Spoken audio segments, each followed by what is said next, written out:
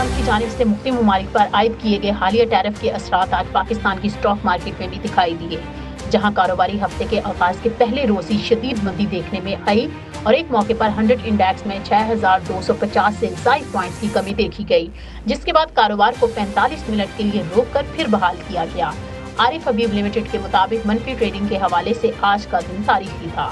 پاکستان کے علاوہ دیگر ایشیائی اسٹاک مارکیٹس میں بھی مندی رہی اور صرف 2 دنوں میں سرمایہ کاروں کو 5 کروڑ ڈالر کا نقصان ہو چکا ہے، جبکہ پاکستان کے وزیر خزانہ محمد اورنگزیب نے امریکی ٹیرف کو دونوں ممالک کے لیے 1-on-1 صورتحال قرار دیا اور کہا کہ اچھے بحران کو کبھی ضائع نہیں ہونے دینا چاہیے۔ کیا دنیا عالمی ٹریڈ وار کی طرف بڑھ رہی ہے اور اس کا اثر پاکستان پر کیا ہوگا؟ اور ہم بلوچستان کی صورتحال پر بھی بات کریں گے، جس نے سیاست کو بند گلی میں دھکیل دیا ہے۔ ان اہم موضوعات کے ساتھ میں ہوں منیز جہانگیر اور آپ دیکھ رہے ہیں پروگرام سپاٹ لائٹ۔ ناظرین، اس پروگرام میں ہمارا ساتھ دیں گے سینیٹر سلیم مانوی والا صاحب، پاکستان پیپلز پارٹی کے سینئر رہنما ہیں۔ آپ کا بہت شکریہ کہ آپ نے ہمیں جوائن کیا۔ سینیٹر کامران مرتضیٰ صاحب ہمیں جوائن کر رہے ہیں، رہنما ہیں JUIF کے، آپ کا بھی بہت شکریہ، اور بلوچستان کے معاملے کے اوپر بھی ہم بات کریں گے۔ رانا احسان صاحب ہمیں جوائن کر رہے ہیں، coordinator to Pakistan prime minister اور رہنما ہے پاکستان مسلم لیگ نون کے، آپ کا بھی بہت بہت شکریہ۔ سب سے پہلے رانا احسان صاحب، چونکہ آپ حکومت میں، آپ سے پوچھنا لازمی ہے کہ جب وزیر خزانہ یہ بات کرتے ہیں کہ جی اس کے اندر اپرچونٹیز بھی ہیں، جو ٹیرفز ایڈیشنل ٹیرفز لگائے گئے ہیں، تو پاکستان کے اندر تو ہم نے آج منڈی کو کریش ہوتے ہوئے دیکھا، وقتی طور پہ منڈی کو بند بھی کیا گیا، مگر اس کے بعد بھی مزید جو ہے منڈی گری ہے، تو آپ اپرچونٹی کہاں دیکھ رہے ہیں؟ بسم اللہ الرحمن الرحیم۔ دیکھیں S&P 500 کی اگر بات کریں تو $5 ٹریلین سے وہ گر چکی ہے۔ دنیا بھر کی اسٹاک مارکیٹس جو ہیں اپورڈز آف $12 ٹریلین جو ہیں وہ ڈراپ ہو چکی ہیں، اور ڈیفینیٹلی ایک جو انویسٹرز کا ایک ریاکشن ہے، اس میں پازیٹیوز بھی ہیں، نیگیٹیوز بھی ہیں، لیکن ابھی یہ چیزیں آبویسلی جب یہ اناؤنسمنٹ ہوئی تو دنیا بھر میں ایک ہلچل تو مچی ہے۔ دیکھیں جب وہ پازیٹیوز کی بات کرتے ہیں تو جو آپ کا ریجنل کمپیریزن ہے ٹیرفز کا، اس کے اندر کچھ ایسے ریجنز ہیں، کچھ ایسے ممالک ہیں جن سے جو آپ کے کمپیٹیٹرز ہیں، لیکن آپ کو وہاں ان کے ٹیرفز آپ کے ٹیرف سے زیادہ ہیں، جیسے بنگلہ دیش ہے، چائنا، کمبوڈیا، ویتنام ہے، لیکن پھر کہیں کچھ ایسے بھی ٹیرفز ہیں جو آپ سے زیادہ ایڈوانٹیجز ہیں یا آپ ڈس ایڈوانٹیج پہ ہیں، جیسے انڈیا ہے، ٹرکی ہے اور ایجپٹ کے ٹیرفز ہیں۔ بہرحال پاکستان نے اس پہ اپنی جو ایک تو پرائم منسٹر کے کہنے پہ اسٹیئرنگ اور ورکنگ گروپس بن چکے تھے، آج بھی کامرس منسٹری میں اسٹیک ہولڈرز کے ساتھ ایک ڈیٹیلڈ اس پہ ڈسکشن اور انپٹ لی گئی، اور جلد پاکستان سے ڈیلیگیشن جو ہے وہ امریکہ روانہ ہو جائے گا۔ اس کے علاوہ ایک نشست جو ہے وہ وہاں ہو بھی چکی ہے ان کے ٹریڈ ریپرزینٹیٹیو سے، ہمارے ایمبیسڈر صاحب کی، تو فلی انگیجڈ ہے پاکستانی حکومت ڈپلومسی کے لیے امریکن گورنمنٹ کے ساتھ۔ اور دیکھیں اس میں 2-3 ٹیکنیکل چیزیں ہیں۔ ایک تو یہ جو ڈبیٹ ہے یہ ٹیرف سے زیادہ جو ٹریڈ سرپلس ہے ممالک کا، اس کے اوپر بیسڈ ہے۔ لگ ایسے رہا ہے کہ امریکن گورنمنٹ یا ڈونلڈ ٹرمپ یہ چاہتے ہیں کہ ٹریڈ جو ان کا ٹریڈ ڈیفیسٹ ہے اور ممالک کا ٹریڈ سرپلس ہے وہ کسی حد تک بیلنس ہو۔ یہ بڑی ایک ایکسٹریم پوزیشن ہے ان کی، لیکن ہم ان کے ساتھ انگیج کر رہے ہیں، اس کے اوپر ایک مکمل لائحہ عمل بنا لیا گیا ہے، اور جلد جو ہے ایک دوسری نشست جو ہے پاکستان کی طرف سے ان کے ٹریڈ ریپرزینٹیٹیوز کے ساتھ ہوگی، تو وی ول ٹرائی کہ ہمیں کوئی ایسا بارگین ملے جو پاکستان کے لیے مزید مفید ہو اور پاکستان کی ایکسپورٹس کے لیے مزید جو ہے بہتری لے کے ہم کسی طریقے سے لے کے آئیں انشاءاللہ۔ ٹھیک، سلیم مانوی والا صاحب، چونکہ آپ اکانومی کو بڑی گہری نظر سے دیکھتے ہیں اور آپ کمیٹیز میں بھی رہ چکے ہیں جو اکانومی کو دیکھتے ہیں، ہم نے جو وزیر خزانہ کی بات سنی کہ جی یہاں پہ اپرچونٹیز ہیں، رانا احسان صاحب نے کہا کہ جی ایک ورکنگ گروپ بھی بنا دیا گیا ہے، ہم کوشش کریں گے کہ ڈپلومیٹک ٹائز کے ذریعے ٹرمپ ایڈمنسٹریشن کو آمادہ کریں کہ وہ ٹیرفز کو مزید نرم کریں۔ Would that even be possible?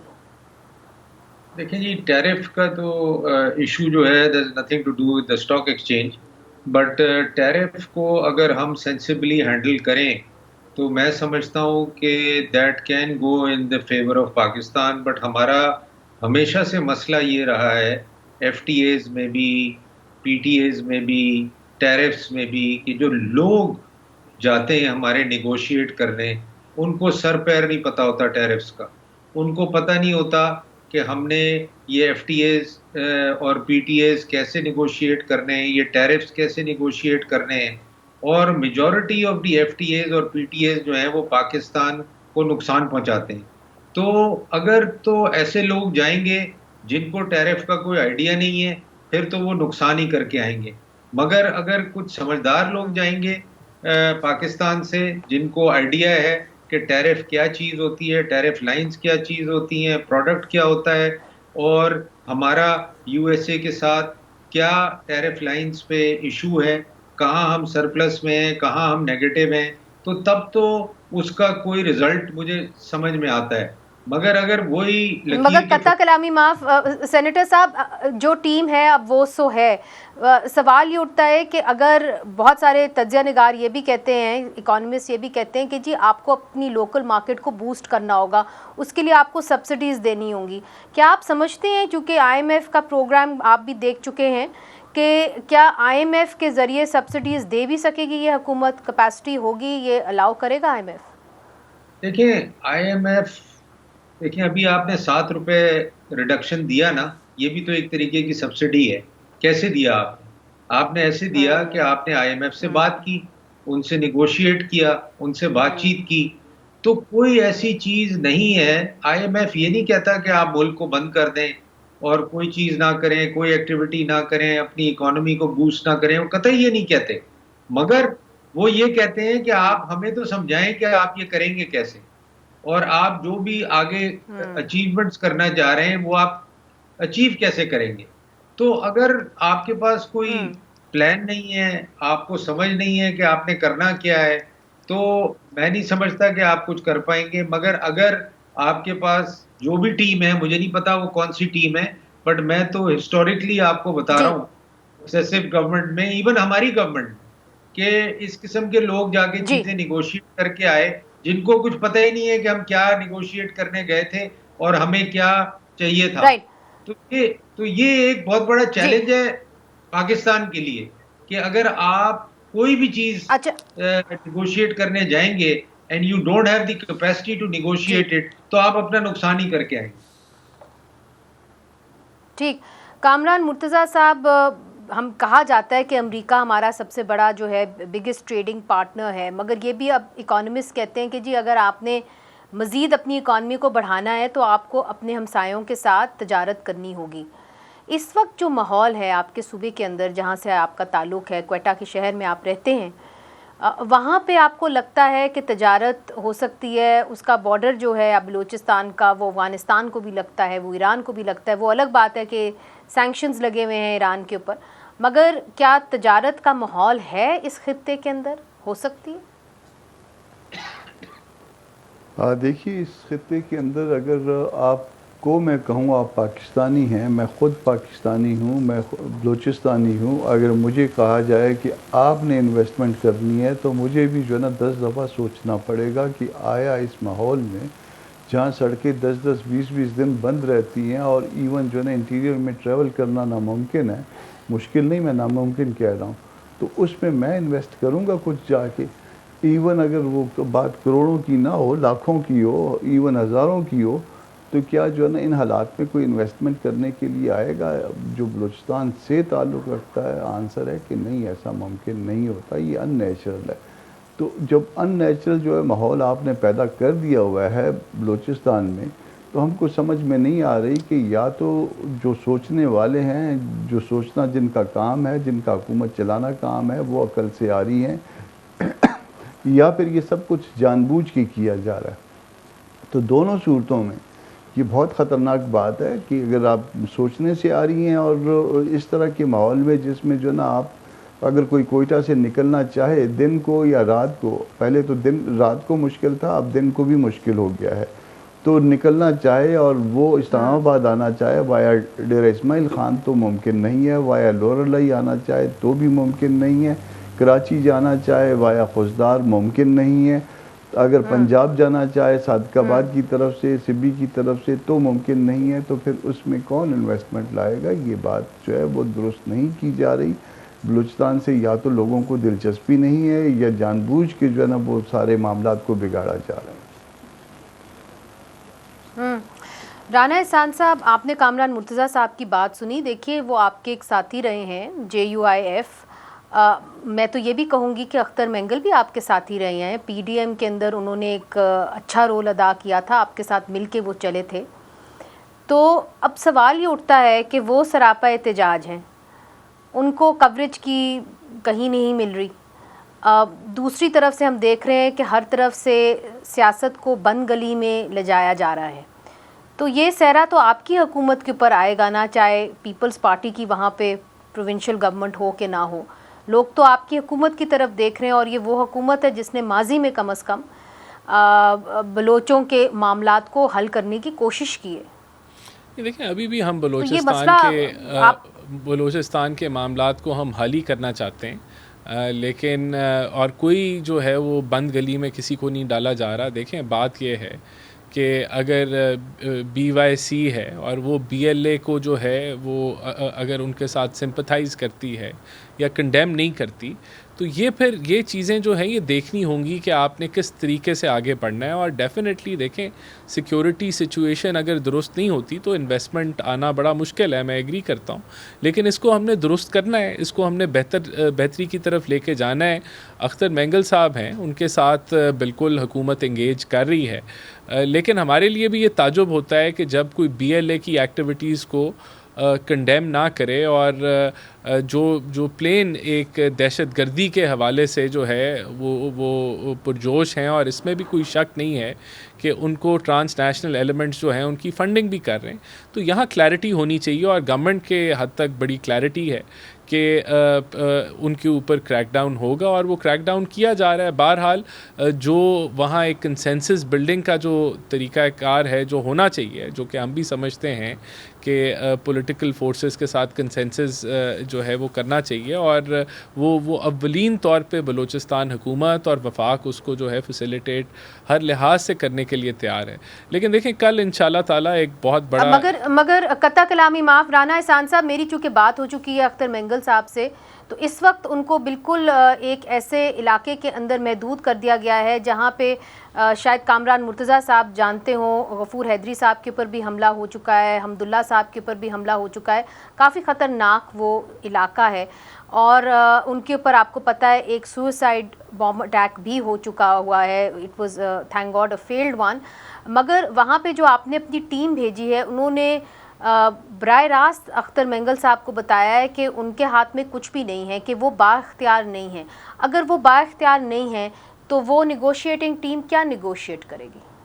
جس کے اندر رحیلہ دورانی صاحبہ بھی تھی. یہ ان کا موقف ہے کہ وہ بااختیار نہیں ہے، لیکن دیکھیں وہ جو ابھی جو ان کی ڈیمانڈز ہیں کہ جو BYC ہے ان کے لوگوں کو رہا کیا جائے، اور اس بیسس پہ جو وہ بنا رہے ہیں، تو وہاں دیکھیں جو قانون کی وائلیشن ہے، اور جس طریقے سے جو دہشت گرد جو ٹرین انسیڈنٹ میں جنہوں نے شہید کیا پاکستانیوں کو، اگر ان کی لاشوں کے اوپر بھی سیاست کی جائے گی اور اس کو ایک پولیٹیکل رنگ دیا جائے گا، تو obviously there is a line جو کہ کراس نہیں ہونی چاہیے.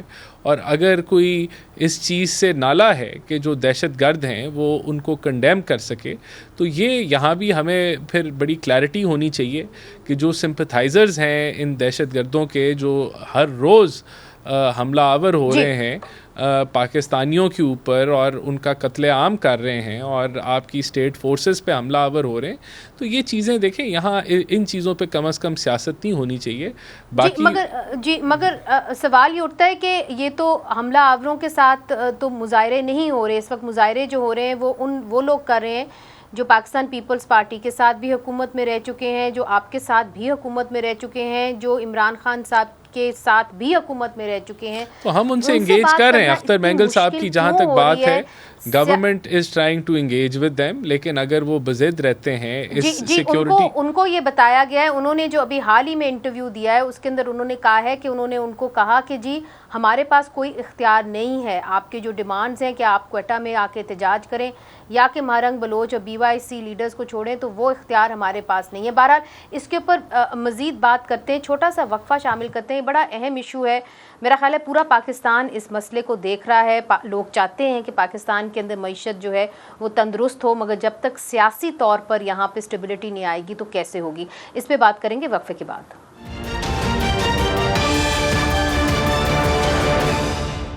वेलकम बैक नाजरीन. हम बात कर रहे थे कि कैसे आज पाकिस्तान की जो स्टॉक मार्केट है उसका क्रैश हुई है, और कुछ लोग, कुछ तजिया निगार, इकोनॉमिस्ट ख़ास तौर पे ये कहते हैं कि जो ट्रंप इम्पोज टैरिफ्स हैं उनका बराह रास्त असर पाकिस्तानी मार्केट के ऊपर भी लगा है.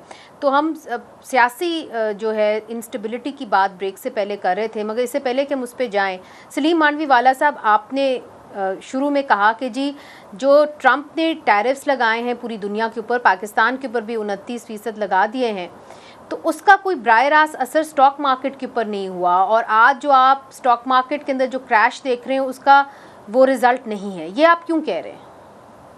मैं इसलिए कह रहा हूँ कि अगर आप 10 साल का स्टॉक एक्सचेंज का पैटर्न निकालें ना, whenever stock exchange has gone at this pace, it has always fallen in this pace.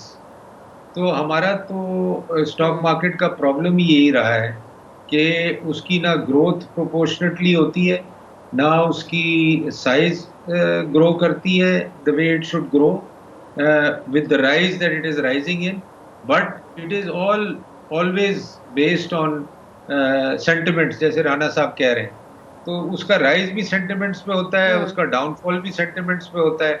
तो हमारी स्टॉक मार्केट तो चलती ही ऐसे, और पूरी स्टॉक मार्केट को अगर आप कभी बैठ के एनालाइज करें तो उसमें तो hardly 10%, 15% play the whole stock market. तो ये तो हमारी स्टॉक मार्केट का यही वर्किंग रही है.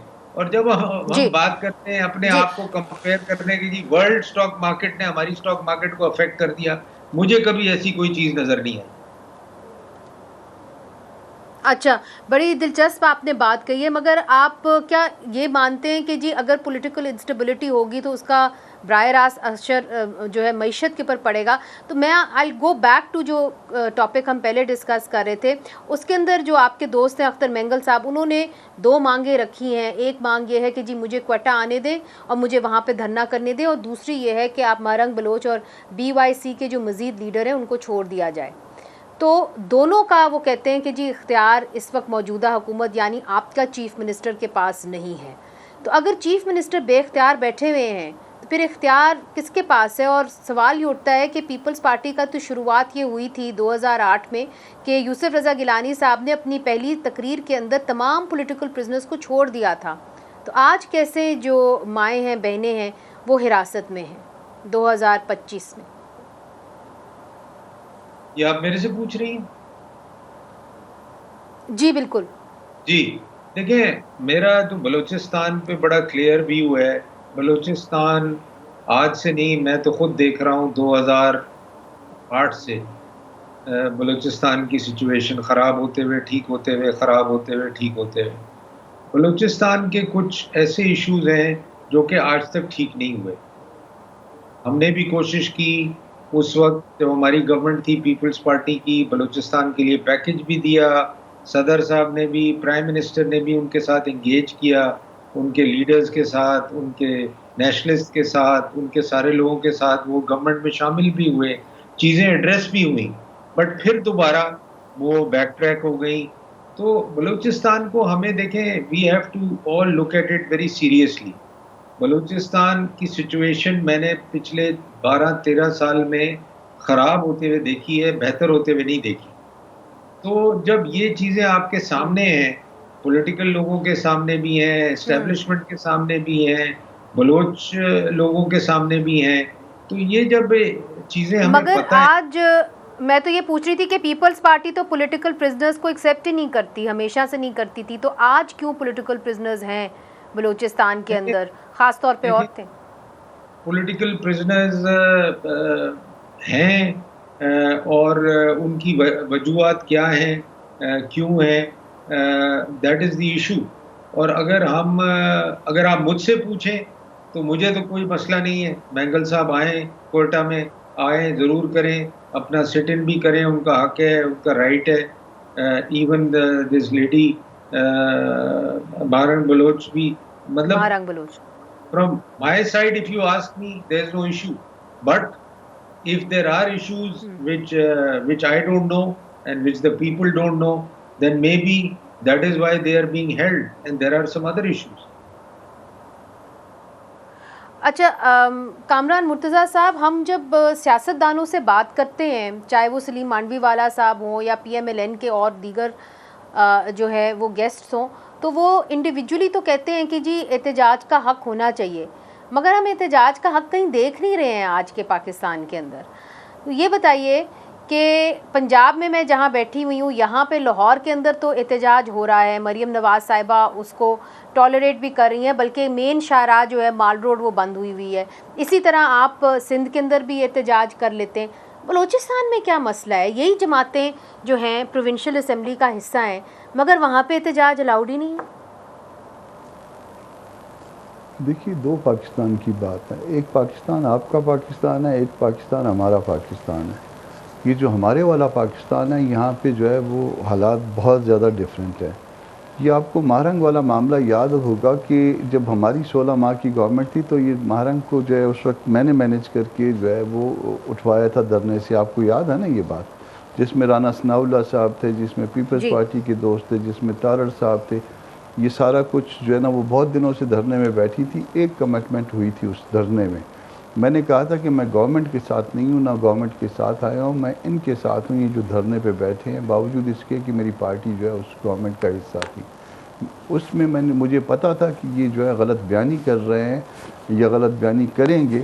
ہم نے صرف یہ کہا تھا کہ آپ جو ہے وہ مسنگ پرسن کا مسئلہ حل کریں گے، یہ ہماری کنڈیشن تھی اور اس کے اوپر دھرنا اٹھایا گیا تھا.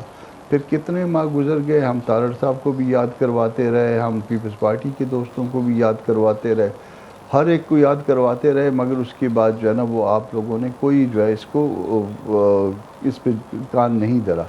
الٹیمیٹلی جب پھر دوبارہ جو ہے نا یہ ایشو ریز ہوا اور پھر مہرنگ جو ہے اسلام آباد کی طرف آئی تو پھر جو ہے نا اس کی بے عزتی کی گئی، اس پہ ٹھنڈا پانی گندا پانی پھینکا گیا، اس کی سامنے ایک اور جو ہے نا کاؤنٹر کیمپ بنا دیا گیا، یہ سارا کچھ کیا. اب بھی میں مہرنگ کا وکیل بھی ہوں، میں اور سمیع الدین کا بھی وکیل ہوں. اب بھی میں آپ کو کہہ رہا ہوں کہ اب بھی آج بھی آپ کے پاس وقت ہے. معاملات کو اگر آپ سیٹل کرنا چاہیں تو ایک ایشو کے اوپر سیٹل ہو سکتا ہے. آپ مسنگ پرسن کے معاملے کو آج سیٹل کرنے کے لیے آئیں، نیگوشیٹ کریں. ہم آپ کے ساتھ جو ہے نا جو جس کے اوپر جو ہے نا کوئی ایسے بہت سخت قسم کے الزام ہے اس کو لائیے، کورٹ آف لاء میں لائیے، اس کے خلاف ایویڈنس لائیے، اس کا ٹرائل کریے. مگر یہ جو مسنگ ہے 10 15 سال سے اس کو غائب کیا ہوا ہے اور اس کے بعد اس کا نہ کوئی آتا ہے نہ پتہ ہے. آپ ذرا ماں بن کے سوچئے، آپ مانڈی والا صاحب باپ بن کے سوچئے، میں باپ بن کے سوچتا ہوں، تو ذرا دیکھیے کہ یہ کیا اس میں جو ہے نا کہ ہم اس بات کو ڈائجسٹ کر سکتے ہیں. آج بھی یہ معاملہ حل ہو سکتا ہے. ہم نے اختر صاحب سے بھی بات کی تھی، آج بھی ہم نے جو ہے نا وہ گورنمنٹ کو سجیشن دیا تھا. ہم نے کہا تھا کہ ہمارے یہاں چادر اور چار دیواری کا مسئلہ ہے، اس کا امیڈیٹ سلوشن یہ ہے کہ مہرنگ کے گھر کو جو ہے آپ سب جیل ڈکلیئر کر دو. یہ عام ایم پی ایس کے لیے بھی ہوتا رہا ہے ماضی میں، اور اس کو جو ہے نا وہاں پہ شفٹ کر دو. چادر اور چار دیواری کا مسئلہ حل ہو جائے گا. آپ کے پاس اگر کوئی کیسز میں ایویڈنس ہیں لائیں، اس کے خلاف پروسیڈ کریں. پھر اس کے بعد جو ہے نا پھر ایک ڈیپ سلمبر جو ہے نا شروع ہو جاتی ہے. اس کے بعد جو ہے نا کوئی کدھر غائب ہو جاتا ہے، کوئی کدھر ہو جاتا ہے، جی بات ہو رہی ہے، بات آ رہی ہے، بات جا رہی ہے. بس اس طرح کے تماشے ہمارے ساتھ ہوتے ہیں. تو یہ ایک پاکستان کا مسئلہ نہیں ہے، یہ 2-3 پاکستانوں کا مسئلہ ہے. ہمارے ساتھ آپ کا سلوک اور ہے، لاہور میں سلوک اور ہے، اسلام آباد میں سلوک اور ہے، خیبر پختونخوا میں سلوک اور ہے. اگر اس طرح سے کریں گے تو یہ آپ ملک کو تباہ کر رہے ہو، آپ ملک کو کوئی اس کی خدمت نہیں کر رہے ہو. اور اس میں پیپلز پارٹی بھی شریک ہے، اس میں نون بھی شریک ہے، اس میں جو ہے نا وہ طاقتور حلقے بھی شریک ہیں. ٹھیک، مگر آپ نے ایک حل ضرور دیا، آپ نے ایک رستہ ضرور دکھایا ہے کہ ایک پوائنٹ ہے جس کے اوپر معاملات آگے بڑھ سکتے ہیں، اور وہ یہ ہے کہ اگر آپ سب مانتے ہیں کہ لاپتہ افراد کا مسئلہ واقعی ایک مسئلہ ہے تو اس کے اوپر آئیے بات کریے اور معاملات جو ہیں وہ حل کی طرف لے کے جائیں اور سیاسی حل اس کا نکالیں. مگر کیا آج سیاسی حل نکلنے کا جو ایک دروازہ کھلا تھا وہ بند ہو چکا ہے؟ کیا ہم نے یہ فیصلہ کر لیا ہے؟ اس پہ ہم بات کریں گے وقفے کے بعد.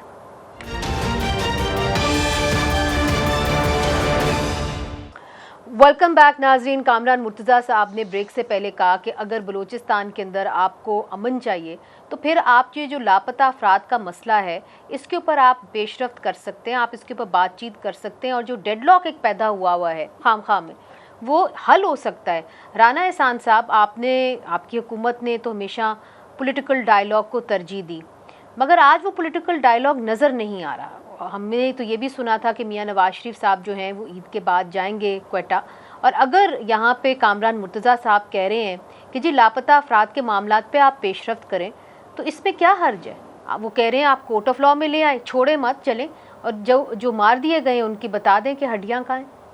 یہ دیکھیں، یہ بالکل اس ایشو کو ریزالو ہونا چاہیے، اور بہت سارے انسٹنسز میں یہ لوگ افغانستان میں بھی جاتے ہیں اور پھر پاکستان میں جو دہشت گردی کی ایکٹیویٹیز ہیں اس میں بھی شامل ہوتے ہیں. بہرحال اس کے لیے اس کا اگر کوئی پرماننٹ سلوشن ہے تو وہ جوڈیشری کے حوالے سے ہے کہ جوڈیشری کے اندر بالکل عدالتوں کے اندر یہ سارے کیسز آنے چاہیے، اور عدالتوں کے اندر یہ کیپیسٹی ہونی چاہیے کہ وہ ایویڈنس بیسڈ فیصلے کر سکیں.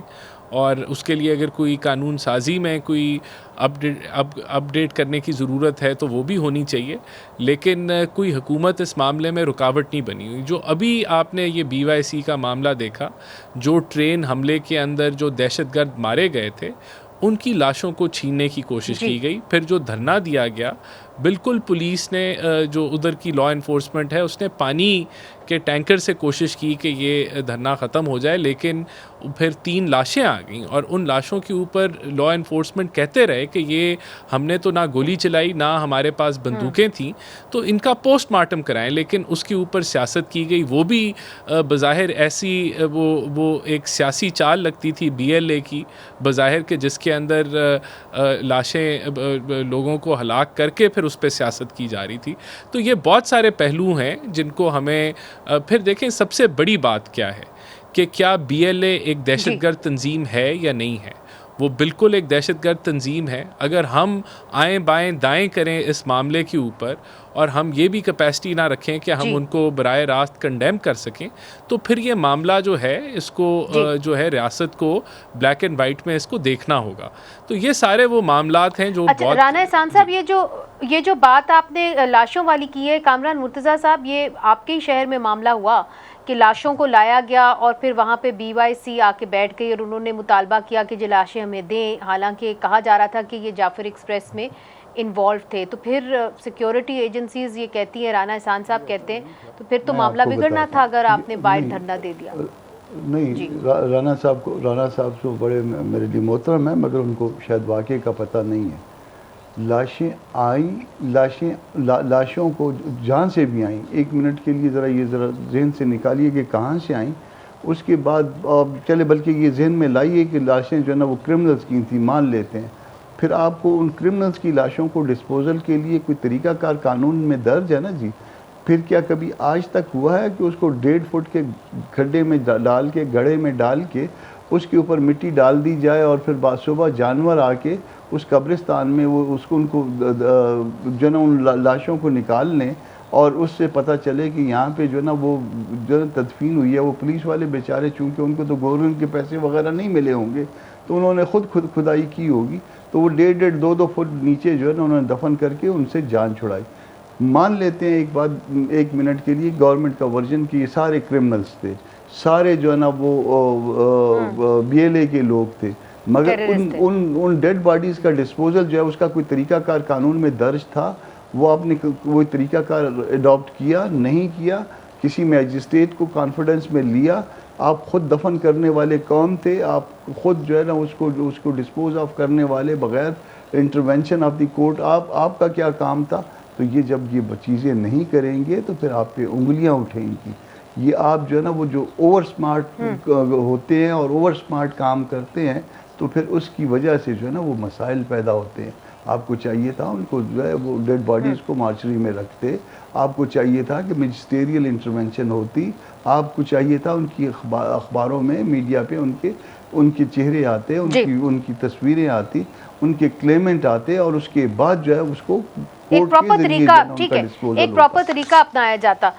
رانا احسان صاحب, would you like to respond very briefly because we are at the end of our time. دیکھیں, جو میرے پاس ہو سکتا ہے مکمل نالج نہ ہو, لیکن مجھے جو پتہ ہے وہ ان کو لاشوں کو چھیننے کی کوشش کی گئی ہسپتال سے, اور اس پہ جب روکا گیا تو پھر نہیں, وہ یہ کہہ رہے ہیں کہ آپ کو ان کو ڈسپوز آف ایک پراپر طریقے سے قانون ہے. دیکھیں, اب مجھے نہیں پتا کہ قانون کیا کہتا ہے کہ جو دہشت گرد ہیں ان کو کیسے ڈسپوز آف کیا جاتا ہے, لیکن اگر اس پہ کوئی قانون ہے تو اس کو بالکل امپلیمنٹ ہونا چاہیے. لیکن دہشت گردوں کو کوئی اسٹیٹ فیونرل بھی نہیں دیا جاتا, اور ان کے لیے جو ہے جو بھی لائمل ہے جو قانون میں درج وہ فالو ہونا چاہیے.